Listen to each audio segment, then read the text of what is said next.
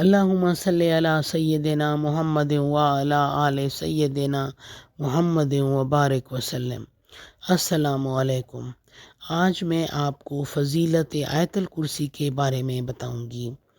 حضرت علی رضی اللہ تعالیٰ عنہ فرماتے ہیں کہ میں نے رسول اللہ صلی اللہ علیہ وآلہ وسلم کو یہ فرماتے ہوئے سنا، جو شخص ہر نماز کے بعد آیت الکرسی پڑھے اسے جنت میں داخل ہونے سے کوئی چیز نہیں روک سکتی، وہ مرتے ہی جنت میں چلا جائے گا، اور جو کوئی رات کو سوتے وقت اسے پڑھے گا وہ اس کا پڑوسی اور آس پاس کے دوسرے گھر والے شیطان اور چور سے محفوظ رہیں گے۔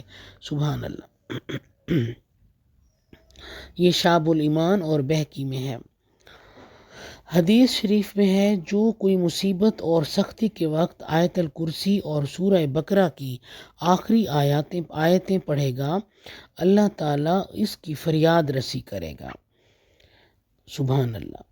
آیت الکرسی یہ ہے: بسم اللہ الرحمن الرحیم، اللہ لا الہ الا هو الحی القیوم، لا تأخذہ سنۃ ولا نوم، لہ ما فی السماوات وما فی الارض، من ذا الذی یشفع عندہ الا بإذنہ، یعلم ما بین ایدیہم وما خلفہم، ولا یحیطون بشیء من علمہ الا بما شاء، وسع کرسیہ السماوات والارض، ولا یؤودہ حفظہما وہو العلی العظیم۔